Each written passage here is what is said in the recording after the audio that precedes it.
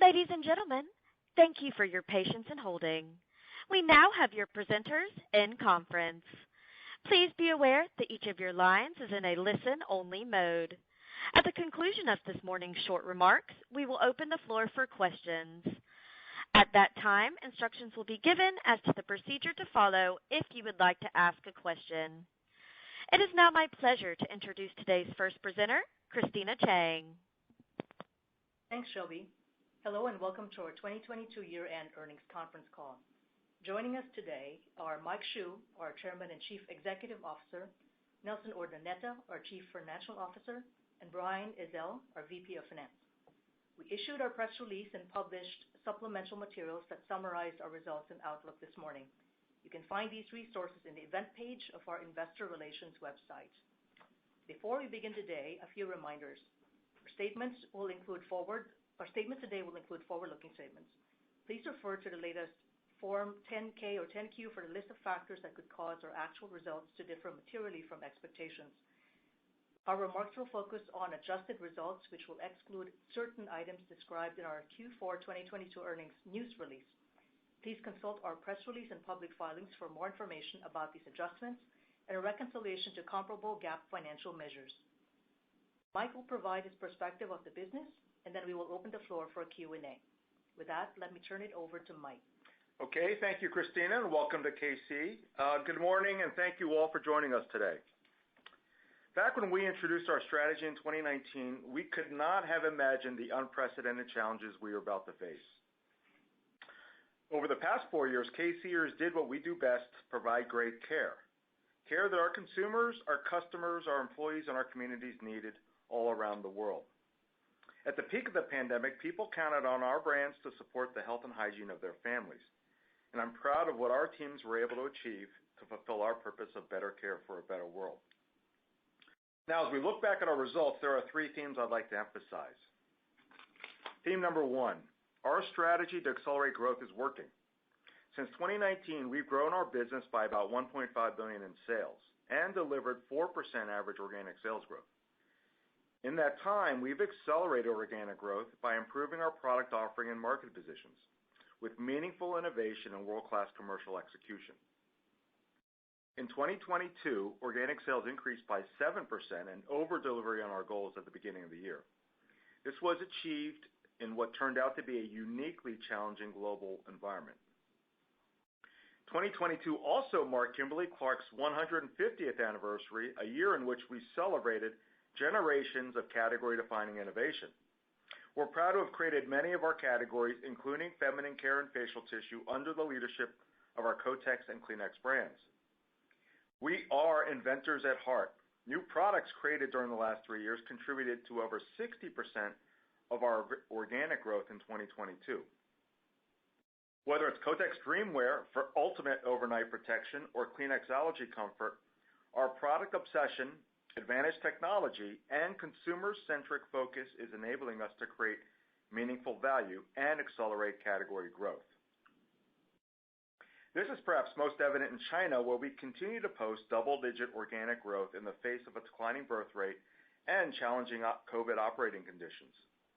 With major upgrades in dryness and thinness, our products are among the best in the market, led by Huggies Super Deluxe, the softest diaper in China.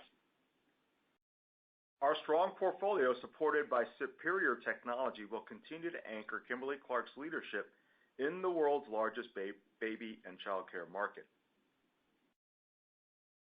Theme number 2, we're making strong progress on margin recovery.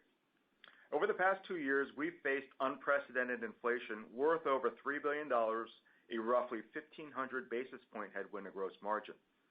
Our teams have done an excellent job mitigating this impact. Our product leadership, commercial agility, and cost discipline enable us to rapidly implement broad pricing actions and generate over $700 million in cost savings. The successful implementation of revenue growth management actions drove an inflection in our profitability in the second half of the year. Gross margin stabilized in Q3 and increased year-over-year in Q4 by over 200 basis points. This was our first major improvement in the last 8 quarters. Collectively, these actions enabled us to fully offset inflation and currency headwinds in 2022, on a dollar basis.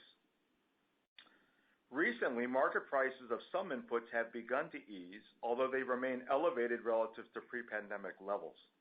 While we're encouraged by this, it will take time for these benefits to work through our contracts and flow through the P&L. Nevertheless, we'll continue to leverage our scale to improve efficiency and reduce costs. At the same time, we expect our revenue management efforts will continue to positively impact this year. This will aid ongoing gross margin recovery while also enabling us to continue investing in our business.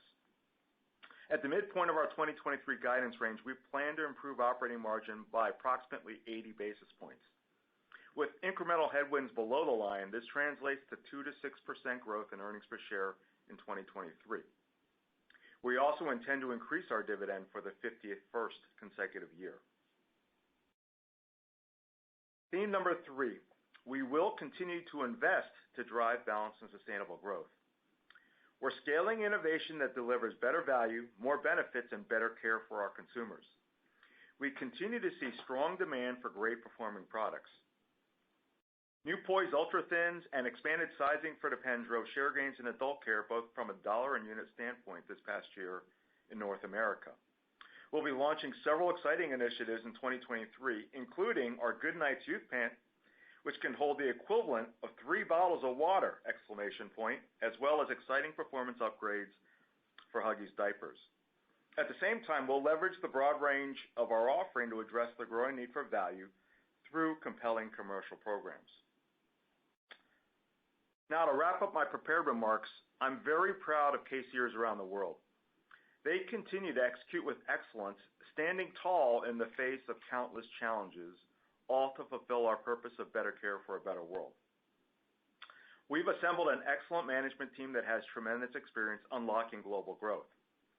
We have a long runway of growth ahead of us, and we'll continue to invest in balanced and sustainable growth to create long-term value for our shareholders. Now, Shelby, if you wouldn't mind, let's open the line for questions. At this time, we will open the floor for questions. If you would like to ask a question, please press the star key followed by the 1 key on your touch-tone phone now. Questions will be taken in the order in which they are received. Please limit yourself to 1 question and 1 follow-up question.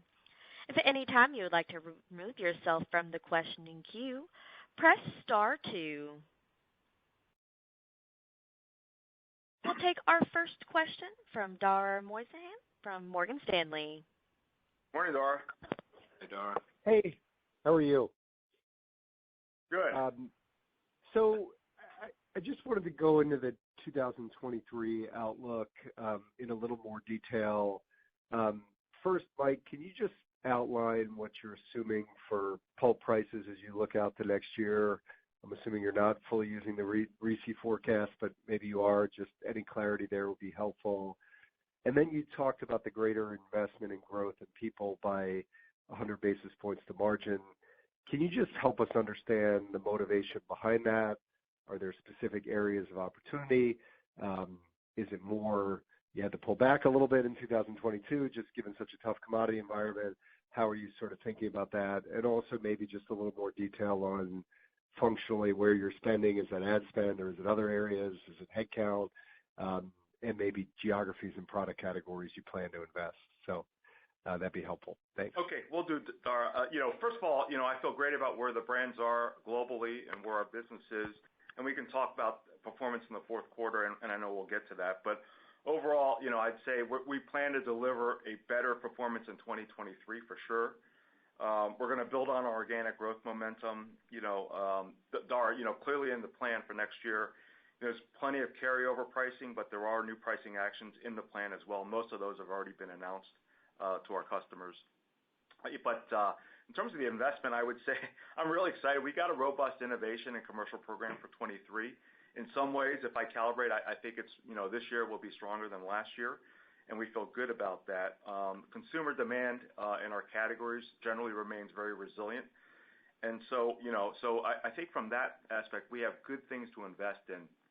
In terms of the overall spending, we are taking advertising back up a little bit more, just for reference, and we haven't discussed this as much, but obviously with the challenges that we've had over the last couple of years, we had pulled back slightly in over the last couple of years. But and so some of this is returning back to where we were back in 2020. But beyond that, I'd say it's more based on the merits of the commercial programs that we have, and we're excited about the programs that we have, and we want to invest behind them. And at this point, you're probably aware, Dara, we're pretty good at evaluating the returns of our investment and making sure that they pay out. And so we feel great about that. And so, so from the organic momentum, we continue to see that. I will say we expect continued progress on margin recovery, while we're making that investment. We've got high single-digit operating profit growth while offsetting, I think what we said in our release, about $600 million in inflation and FX headwinds. And so, we are restoring some between the lines. But obviously, as you saw, the non-operating items really kind of get us back to that, mid-single-digit EPS guide or low to mid-single-digit EPS guide. So I will say, and before I let Nelson will comment on the pulp. I'll say, Dara, we are aiming for the top of our range internally, right? And I think we did the same thing last year. I'm glad we did, because when we came out this time last year, I think we were calling for about $700 million of cost inflation. We ended up seeing closer to the $1.7 billion, and still stayed within our original range. As I mentioned, we have very high quality plans for this year. We're really excited about that. So we're aiming for the top end of the range. Why are we calling it the way we are? Well, the volatility remains extraordinarily high. And so if you have a good call on interest rates, FX, the war, energy, supply chain, COVID, civil unrest, there's a lot going on. So that's a mouthful. Maybe I'll pause and let Nelson comment on pulp, and then Dara, if you have any follow-ups. Yeah, and to add, Dara, in terms of pulp and the fiber complex as a whole, I think just to give a little bit of context of where we're at. Overall, the fiber market prices have plateaued in Q3, and they actually began to turn slightly in Q4. And to your question as to do we take RISI as a reference, yes, we take it as a reference. And, just reiterating where we're at today, prices have more or less remained largely in line with where we were in Q3. And what we're projecting into this year is that on average, eucalyptus as an example would be down 10% for the full year. Now, same goes for fluff and NBSK and some of the other components of the whole fiber complex. We would see prices begin to ease, throughout 2023. One thing that we need to take into account is that we don't cover at RISI. I mean, we actually enter into specific contracts in all the different components of fiber. So what you see in RISI or some of these indexes does not necessarily translate one-to-one at that time to our P&L. So that's also what's playing out. To give you a context, out of the commodity inflation of $200 to $300 million that we're quoting in our guidance, the pulp complex as a whole is right around half of that at the midpoint. So we will see pulp as a whole be up for us in 2023 based on what we're forecasting at this stage, albeit a very small number compared to what we've seen before. And markets are giving up on that end. The thing I'll add, Dara, is also, while we'll take, some of those declines that you see in RISI will take a little time to work through our system. I would say if you saw spot in what we're paying, you'd want to pay what we're paying. Great, that's helpful. And just one quick follow-up on the higher ad spend. Are there specific geographies or product categories you're most focused on, Mike? And then if I can slip one additional question in, also just the FX guidance for 2023. The revenue guidance is worse than our currency models indicate based on your country exposure. So just any clarity there would be helpful, but also the flow through to profit looked pretty severe in terms of the FX impact to profit relative to revenue. So any clarity there would be helpful. Thanks. Yeah, the spending, Dara, I would say, it's broad improvements. I mean, certainly, in our major markets like the U.S. and the diaper category, for sure, we have great news that we want to make sure that we're supporting appropriately. I think I cannot share exactly what that news is because it's coming out in the second half, but it will blow your mind when you see it. And it has to do with not to say this on an earnings call, but the poop side of things, and so that's kind of the business we're in, and so we'll do miraculous things with poop, and so that's one set of areas. We've got huge momentum in China, and we feel great about that. Team's doing a fantastic job. We're going to continue to plow and invest in the brand, in the advertising, in our digital capabilities in China, and so those are two core areas. But obviously, we have strong traction around the world, and we feel good about our investments around the world. And addressing the question on the Forex, Dara, just to unlock that a little bit. So for next year on the top line, we've said that for the full year, we're talking around 2 percentage points of a drag. And it's important to highlight that we're seeing that concentrated in the first half of the year when we do the comps year over year. I mean, we would see that really ease or not be that much of a headwind as we get into the second half from a top-line standpoint. So you could work that out in there. And then when we go down to the flow-through to the bottom line, a couple of things.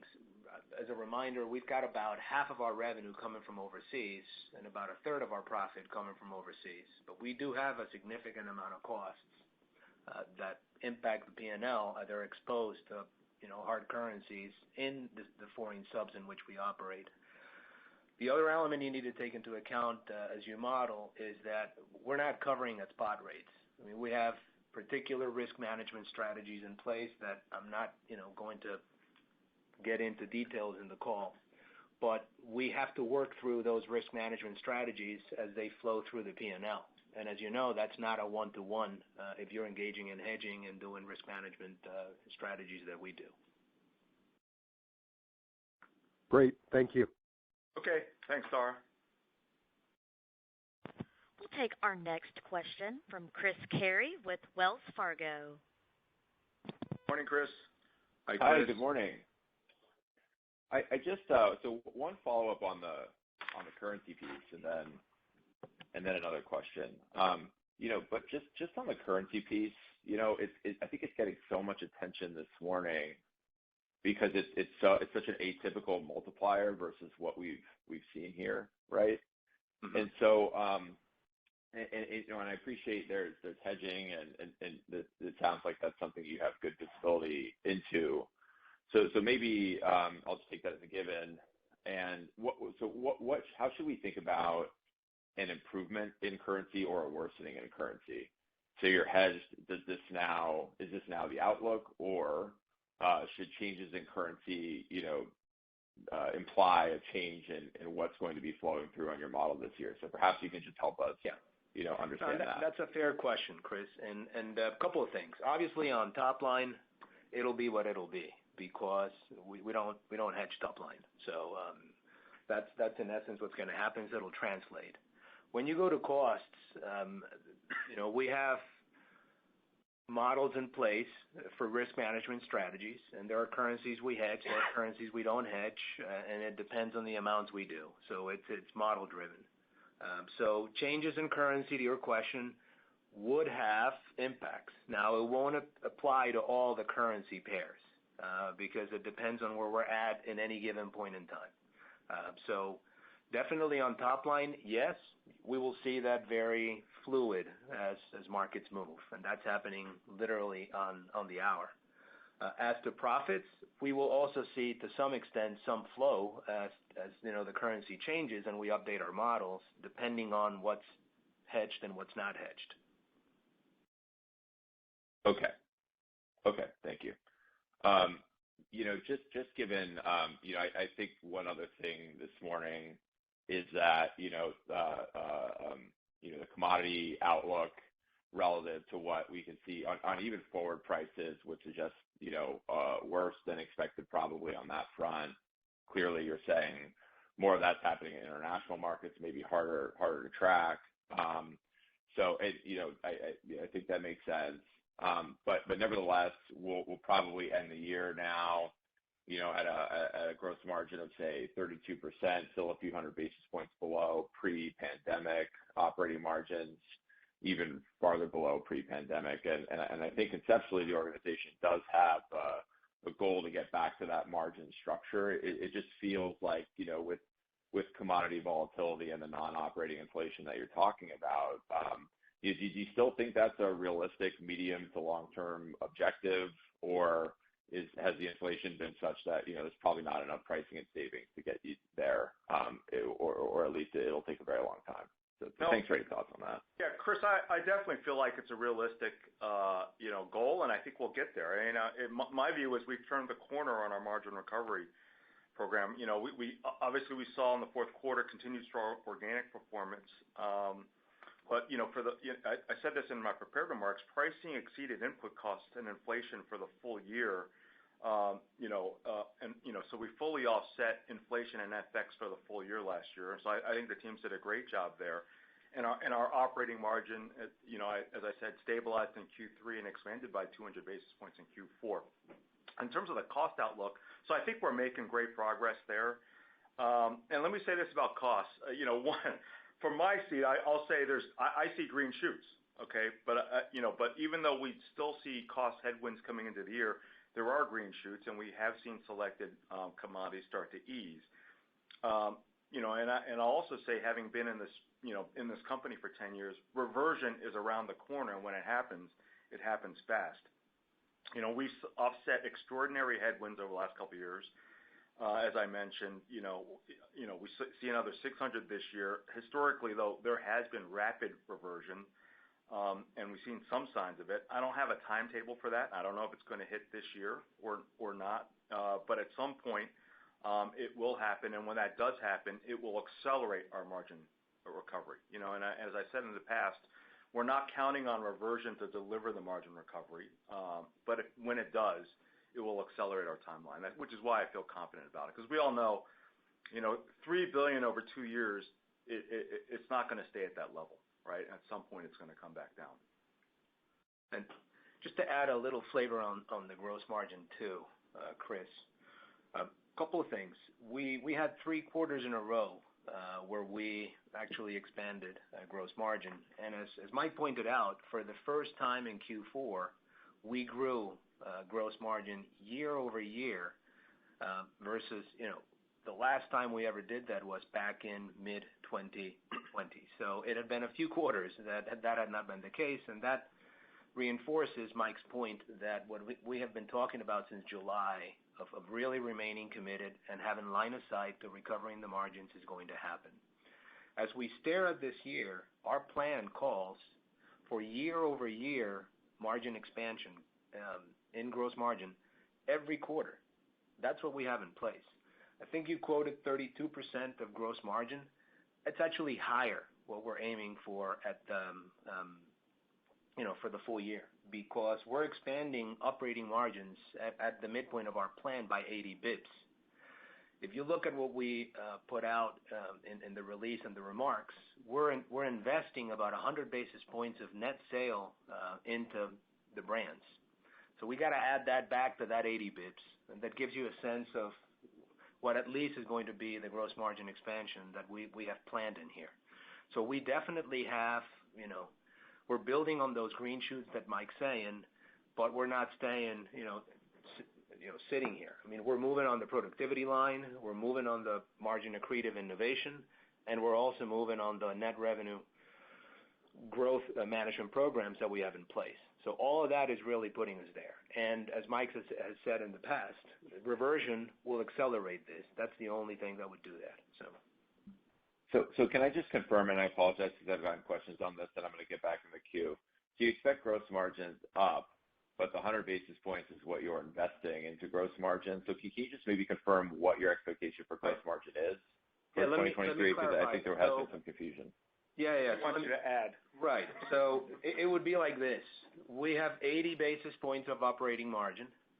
You add 100 basis points that we are reinvesting into the brands. That gives you 180 basis points by which at least gross margin would have to expand. That makes sense. Okay. Yeah, thanks so much. So that's the math.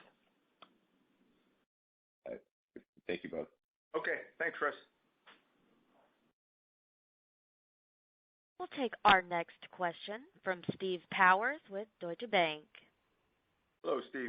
Hi, Steve. Hello.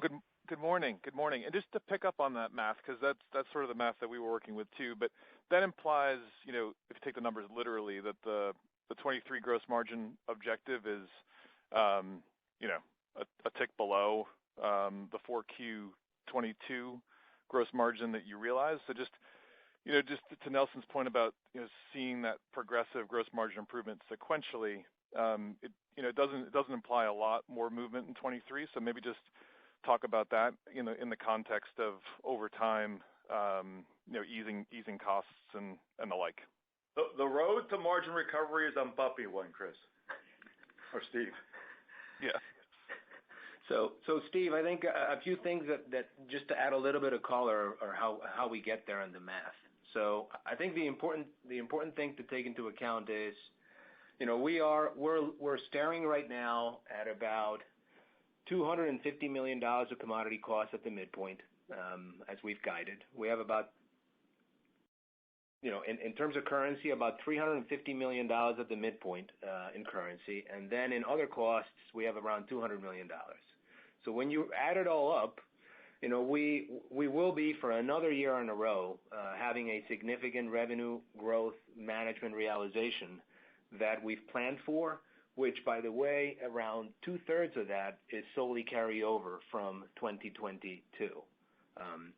So what happens at the end is, for the year, we're going to be realizing positive pricing net of commodity and Forex, whereas last year we were pretty much neutral. We were able to fully offset the $1.7 billion.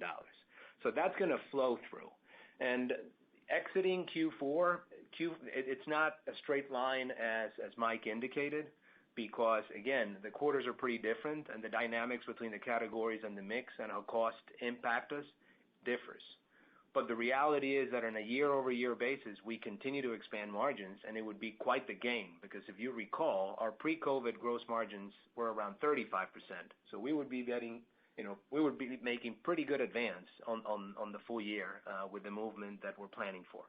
Yeah, Steve, and maybe I'll just add for context. I mean, I wasn't trying to sound facetious, because when I say it's a bumpy road, I'm not one for hyperbole, and I think I said in my prepared remarks, unprecedented a few times. And so there's been unprecedented effects kind of on the demand side and on the supply side, just in terms of demand, obviously COVID in and out, the war, which caused demand to change in and out. Then you have, all the supply issues either associated with COVID, the war, or just product availability or transportation availability. So there's a lot of things moving around. Then you throw in our Texas storm, which at this point I'm on the third order impact of the Texas storm. And so you got all that. There's a lot of volatility inherent in the numbers, and they were not consistent quarter to quarter, and very unusual in our business, because typically I think you all are right. This tends to be a very stable business, but because of that, both from a demand perspective and a cost perspective, things are going to move around from quarter to quarter a little bit. Okay, that's fair, and I agree. Unprecedented has become the new precedent. So two other, I guess, follow-ups, if I could. One is on the enhanced, essentially net pricing, revenue growth management. I guess you talked about, mostly carryover. That's great. That makes sense. In terms of the incremental, do you anticipate incremental actual pricing actions versus just kind of other RGM actions? And do you, just some color around, where those might occur and what portion of them are actually list price movements versus, count reductions, that kind of thing would be helpful. And then another thing that you mentioned in the release that's been a topic across, other companies that have been reporting, just in terms of retail inventory levels and some downshifting in terms of trade inventory levels. Just some color around what you've seen and how you're thinking about destocking inventory levels across the trade as you go through 23. Thank you very much. Yep, thanks, Steve. Yeah, first of all, we've moved fast on pricing the last couple of years, right? And so I'm really proud of the team, their ability to fully offset inflation on a dollar basis in 2022. But for the plan this year, I would say the majority of our pricing is going to be carryover, but we have taken new actions. Some list pricing, which is in general across most markets, already been announced into the marketplaces. But there are additional RGM actions we're taking as well that you might say, whether it's promotional changes or productivity around trade spending. So those are the more typical that are kind of evergreen programs that we're going to have in place. But overall, we feel very good about our RGM, our revenue growth management capability. It's executing well. If we had not invested in it over the past 5 years, we would not have been able to make the moves that we're making. And then in general, I think it's been working very, very well. In general, I would say demand is holding up pretty well. I know that will be a topic people will want to double click on, but I would say the elasticities are holding up, in general, better than we modeled originally. So that maybe, hopefully, that's it on the pricing one. And any follow-up, Steve, on the pricing? No, that's great. Thank you. Okay. And then retail inventory, it was interesting. Nelson and I were at a conference in September, Lauren's conference in September, and almost every investor asked us about retail inventories because it was starting to change for a couple manufacturers. It had not affected us. That was back in September. I would say, subsequent to that meeting, perhaps a week or two afterwards, we started getting news from retailers that they were going to look at retail inventories as well in our categories. And it's happened. I would say it's been typical, generally typical to kind of what we've experienced year over year. So in the fourth quarter, I'd say it came in about what we forecast. It did affect the consumption because if you look at North America, I think our overall organic between tissue and personal care was up 1, which is a little soft relative to what the consumption was. And in my mind, consumption is really what the business is really performing at. And so you're going to have some other changes that affect your shipments. But over the long term, shipments must equal consumption in my book. And so consumption for the quarter was up 7% in personal care and 7% in tissue. So we feel like the business remains very healthy. But, we've worked through some typical retailer inventory issues. Okay. Very good. Thank you. Okay. Thanks, Steve. We'll take our next question from Anna Lizzul with Bank of America. Morning. Hi, morning. Thank you so much for the question. I was wondering if you can comment from your guidance on why most of your inflation is outside of the U.S. in 2023, meaning what is different really in terms of the markets outside of the U.S. in terms of rising costs, and then I have a follow-up. Yeah, in general, inflation, so a couple of things. Out of the commodity inflation, the one we're quoting, the 200 to 300 impact, the majority of that bucket is on the international markets. So the U.S. would be not the market largely impacted by that bucket. However, when we move down the line, obviously Forex would be the international markets, as you could see. But then on the other costs, it's broad-based. So that would be broad-based across the portfolio. Okay. And then just how should we think about the phasing of your forced cost savings through the year? Just given that rising input costs are more pronounced in the first half, should we expect greater cost savings to offset that in the first half as well? Yeah, as we've said in the past, Anna, our forced savings are not linear, and it all depends on movements within the quarters, go lives of projects, and it is very difficult for us to predict exactly how it comes into play. I would not skew force into the first part of the year because typically, we've got a lot of projects that are going live. We're still dealing and managing through some challenges, especially internationally, on the supply chain bit, and that weighs into how force plays throughout the year. But I can't give you a specific percentage of what you should be planning, but I hope that helps guide you as to how we're thinking about it. Okay. Thanks very much. Okay. Thank you, Anna. Thank you. We'll take our next question from Andrea Teixeira with J.P. Morgan.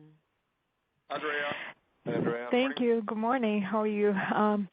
So I wanted to just perhaps hope to bridge the top line guidance a bit between volume and pricing. Nelson, I understand you mentioned, obviously you have some carryover impact of about two-thirds, I think you called out from pricing. So it implies that potentially you are now seeing or embedding some additional pricing. So first of all, wanted to check on that. And by my math, probably you're embedding flattish to slightly up volume for 2023. So I'm hoping to figure what regions would that be. And related to that, from a regional perspective, D&E, it was a bit softer in the fourth quarter. I understand, like you called out Southeast Asia, and I'm thinking, and correct me if I'm wrong, Softex being, an acquisition that you made towards the end of 2021. Perhaps there are some puts and takes there. Anything you can add in terms of 2022, it seems to me, was a year that D&E had a very strong year. Developed markets had a very strong year. D&E was a little bit softer. Is that going to reverse because you're obviously having tougher comps in China and in developed markets? So if you can help us with that. Okay, maybe Andre, I'll start with the D&E, and then maybe Nelson, you can come back in on on bridging the top line. Right. D&E, yeah, it did soften. So in Q3, I think we were up about 11, Andrea, and then it was +2 in the fourth quarter. I would say, as you already talked about, primarily due to what I would call discrete challenges in Southeast Asia. What we're doing is, we're excited about our business in Indonesia. Great business, great brand. I would say we're working through some business approaches that we prefer, and so that's had an effect of the year. They did things a certain way. I prefer to do them a different way, and so we're just working through that, and that had an impact on sales kind of in the quarter. Hopefully we're through that. And then on beyond Indonesia, we're seeing a little increased competition in Vietnam and India, and so we're going to work through that. It's something that's been going off and on for a couple of years now. Beyond Southeast Asia, China was up double digits. Latin America was up in the 20s, and Middle East and Africa was up mid-single digit for us. So we still feel very good about our D&E performance overall, but recognize we have a little bit of work to do in Southeast Asia. I think the team overall is doing a great job executing, bringing innovation into these markets, driving the price execution, which we've talked about, and we feel great about our commercial programming for this coming year. Does that give you enough on the D&E? Yeah, no, I guess on the developed markets, though, what is embedded in your guidance? Because I'm assuming you're thinking of elasticities kicking in stronger for this year, or because it seems as if, at least in North America, I know the puts and takes from North America growth was subdued in the fourth quarter. So hoping to see if there is any puts and takes as you took more pricing, and what are you embedding into 2023? Yeah, well, let me just say we had great performance across developed markets in the fourth quarter. I think generally, approaching a double digit in developed markets outside the U.S. U.S., as I mentioned, was up. I think if you add tissue and personal care, was up about 1%. Mostly driven by, retail inventory changes differences. We exited a private label contract that was pretty significant. We exited or changed timing on a pretty significant promotion at a big retailer. And so that affected, I would say, the fourth quarter overall in the U.S. But overall, I don't think we're putting out a number there specifically on each of these segments, but we are expecting continued good performance both in North America and developed markets internationally, and very excited about the plans going there too. Mm-hmm. And strong innovation as well. I mean, for all the developed markets, we got a pretty strong innovation pipeline that'll come through. Mm-hmm. But going back to your deconstruction of the top line, I think a couple of things that I'd like to highlight on the year and how to think about it. As first and foremost, as we go through the year, it's important to note that the first half of the year will be more muted. And when we say more muted, it's important to take into account the fact that, one, we will still lap the private label exit in North America that we talked about just now. So that'll continue to impact us in the first half. And then the other bit is also we're lapping very strong comps from last year. As you remember, we grew 10% in the first half, and we grew 5% in the second half. And then the third point is we will still have a lot of pricing that on a year-over-year basis is coming through in the first half because of the carryover. So all that put together, would put pressure on volumes because of those three reasons as we think of the first half of the year. As we go into the second part of the year, then that would ease. That's our expectation, and that's the way that I would think about it, Andrea. Mm-hmm. That's helpful. Just as one clarification that's missing on when you said 2/3 of the correct me if I'm wrong, I understood it's like everything that you have in plan in terms of pricing is about 2/3 carryover. So it implies that you have another 1/3 of pricing to come through in the plan? And I said earlier, I can't remember, maybe it was with Steve, but we have a significant portion of carryover pricing that was launched last year that still carries over into this year, and then we've taken additional pricing actions since then. And so we've generally announced pricing actions across markets that are taking effect this quarter, and so that's also factored in the plan. Yeah, they go into effect in the biggest markets at the end of Q1. So. Yeah. And then on top of that, as I said to Steve, we have additional RGM actions or revenue growth management actions that are more typical and evergreen. Like, hyperinflationary markets. So where, we have that pricing as part of the overall number. Super helpful. Thank you for the clarification. I'll pass it on. Thank you, Andrea. We'll take our next question from Lauren Lieberman with Barclays. Morning, Lauren. Great, thanks. Morning, Lauren. Good morning. Thanks. So want to talk a little bit about consumer behavior in North America and elasticity. So I guess first on personal care, I'm sure you're not going to give us a number, but if I make some rough assumptions around the private label exit and inventory destocking, it looks like elasticity is less than kind of a 1-for-1 on the North America personal care business. So just kind of curious on your perspective on that and knowing how much of your innovation has been premium over the last few years, what you're seeing in terms of trade down behavior. Because the market share data looks not great. The brand is losing share to private label overall, but your shares look a little bit softer. And then just on tissue, there obviously expect there to be significant elasticity. There always is. But, what are you seeing there in terms of that, a timeline to that kind of stabilizing? Should we think about it as when you start to lap the pricing that the volume stabilizes, or is the consumer under so much duress that there's space for that trade down to persist? Okay, Lauren, I knew you were going to ask this, and so Russ and I were on the phone last night working through this, and so anyways, here's a couple things. One, let me just say in North America, and I would say globally overall, we're seeing a resilient consumer, and I think that does reflect the essential nature of our categories. Generally, as our POS, or consumption volume, or the POS Nielsen sales, is in line with expectations. As I mentioned, our shipment volatility has been a little higher just because of some of these discrete items that we worked through. This is the thing Russ and I were looking at last night. I definitely would say observed elasticity was slightly higher, or the elasticity impact on volume was a little bit higher in the second half than the first half, but remains, I would say, far below what's modeled, and I think that does reflect the nature of our categories as being essential.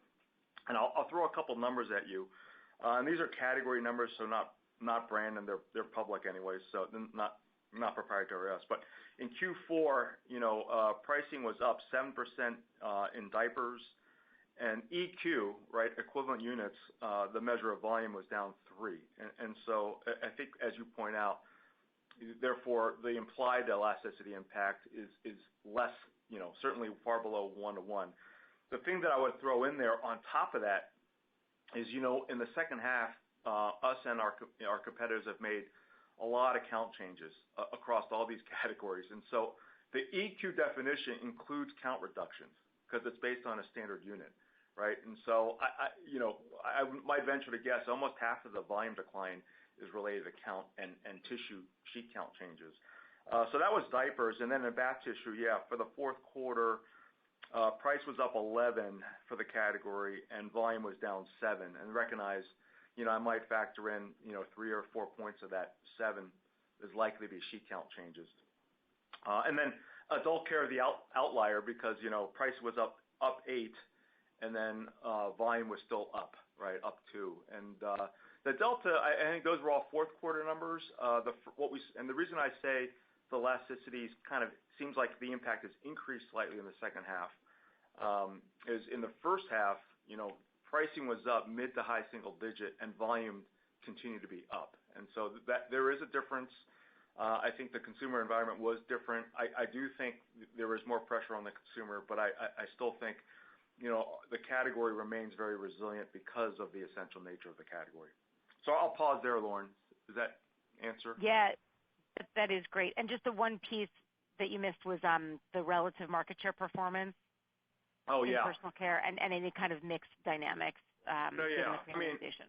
Again, we feel very good about overall performance. The brands, I think, in adult care, we were up 12% in consumption of the quarter. Feminine care, we were up almost double digits.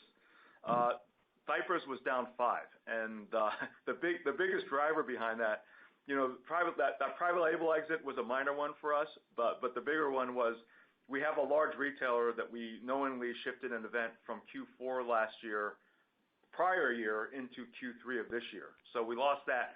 On top of that, they had a big private label event, which we know about and planned for, and that moved from Q3 to Q4. So there's a double whammy on the share side, and that accounted for the majority of our share impact in the quarter. And that happened in October, I think, the cycle for us. And so we saw later in the quarter, certainly, better performance from Huggies, and we feel great about where we stand. And as I told you, we have this is the Disney 100, so we got great commercial programs for our characters on our products. We've got great innovation that we're really excited about. I hate to say, but when you come out and visit with us, we'll take you to our war room on poop superiority, and so, but we feel very good about our offering and what we're going to be doing there. I'm going to put the poop superiority visit high on my agenda for 23. I know it sounds funny on a call, but this is the business I'm in. Yeah, no, I got it. And then I'd be remiss if I didn't jump in on a modeling question, but just briefly on the FX headwinds relative to what just seemed like not terribly well timed hedges, unfortunately, and then the wage inflation that you called out. Just any dimensionalization like gross margin versus OpEx, just how to treat those as we work through the pieces. Yeah, so the $200 million is on the other operating costs. That's all gross margin as you model it. And in terms of the Forex, a meaningful portion of it would be gross margin. There's a little bit on translation because of earnings, and there's a little bit on mark to market of any liabilities or assets we have in foreign currency. But the lion's share of it would be in gross margin. Okay. All right, great. Thank you so much. All right, thank you, Lauren. We'll take our next question from Javier Escalante with Evercore. Javier, good morning. Hi, Javier. Hi, good morning, everyone. I would like to come back to this elasticity question. So you mentioned that it's healthier, but yet your volumes are down 7, and I'm sure you could have itemized how much is your underlying volume growth versus market growth. So if you can give us that, so what is the underlying growth without going to this happening in incontinence or diapers? Just tell us, of the 7% volume decline, how much were one-timers? Because the other branded competitor also saw volumes decline of 6%. And my concern is what makes you think that you can keep pricing at these levels, given what this contradiction between the elasticity that you mentioned that is better, but we see these mid to high single digits volume declines. And Javier, I think the thing that you have to get picture is there's a difference between what's happening in consumption, right, and what's happening, sold through to consumers versus shipments, right? And I think that's what maybe the other manufacturer, I didn't listen to their call, but I'm also supposing I think they probably lived through some of the same effects as us. There's a difference between what's consumed, right? And so I said for the quarter in North America, across our businesses, our personal care business grew in consumption by 7%. Our tissue business grew by 7%.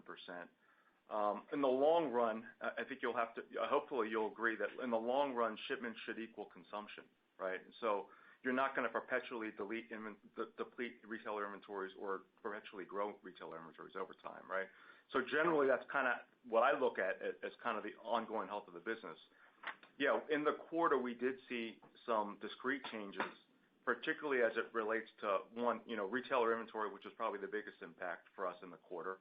But the other aspect for us is we did exit a pretty significant private label contract, which added a piece of it as well. So those are discrete items. In general, and I said on an earlier question, the retailer inventory changes for us, it's about typical for what we normally see, and so and it goes back and forth from year to year, and so it tends to build itself back up over time. And that's why I don't view retailer inventory changes as representative of what's happening to elasticity. I view what's happening to consumed volume and consumed dollars, right, as to what's happening with elasticity. Does that make sense? Yeah, I couldn't agree more, but you have not quantified those one-timers. So what I'm asking you is to tell me, what do you think is underlying category growth for you, other branded competitor, and inclusive of private label? Because you are talking about price increases in addition to whatever carryover comes from this year. And we wonder to what extent you are taking too much pricing and whether you can keep it. Well, all I'll say is the underlying category growth in the fourth quarter was 7% for both personal care and tissue. But what about volumes, not pricing?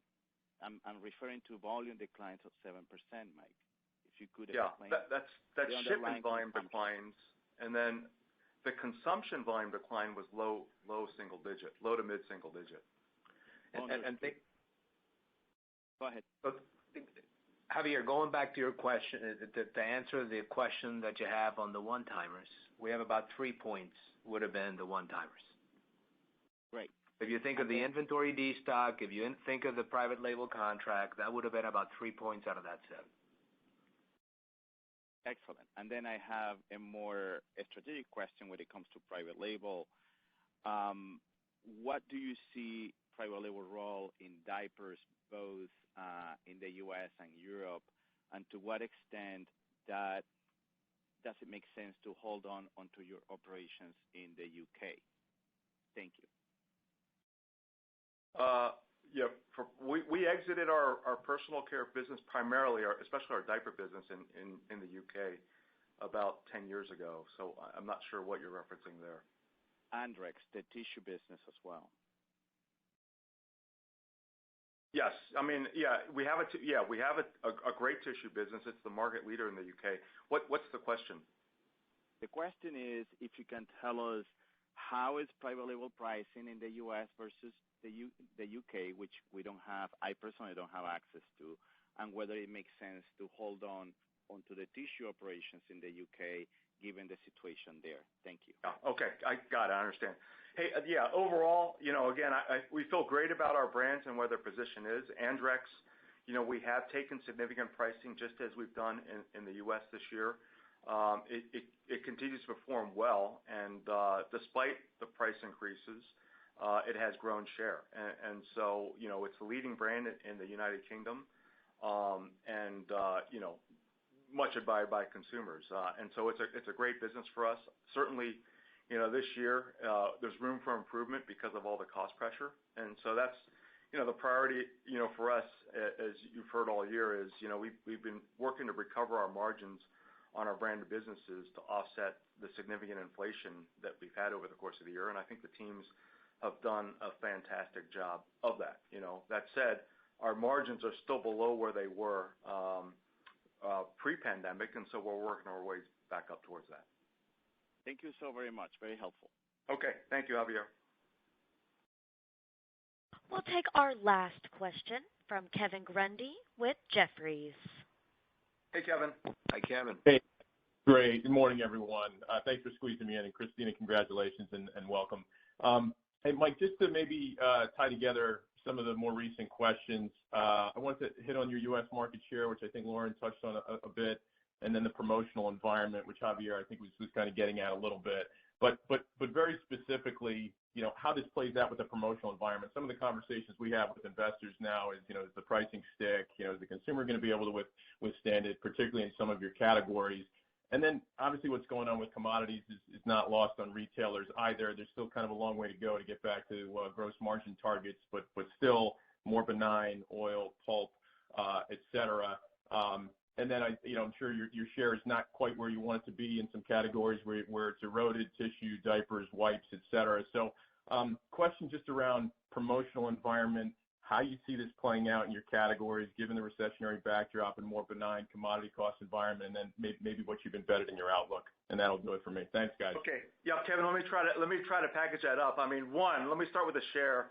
It was a bit softer than we like in Q4, but I feel confident we're moving on the right track. I mean, the softness was primarily in diapers for the reason I told Lauren, which is, we had a big event come out and then a big private label event, which we happen to supply, go in. And so that had a big impact on market share in the quarter. For the full year, we were up or even in 5 of 8 categories. We were down in 5 in Q4. That's why I said it's softened in Q4, but we'll get it back on the right track. I do think, I feel really good about our plans for this year and feel confident in our commercial activation in North America and then in nearly all markets around the world. I mean, we have a few discrete items we're working across in international markets. In terms of the pricing environment, I would say the promotion environment right now remains, competitive, but, I would say overall constructive. Given the cost environment, we've seen kind of, obviously the broad pricing actions from most manufacturers across categories. Promotion frequency has returned to normal levels, both in tissue and personal care, and that happened, a while back. I would say the depth of promotion remains a bit shallower than historical, and I think that's related to the cost environment.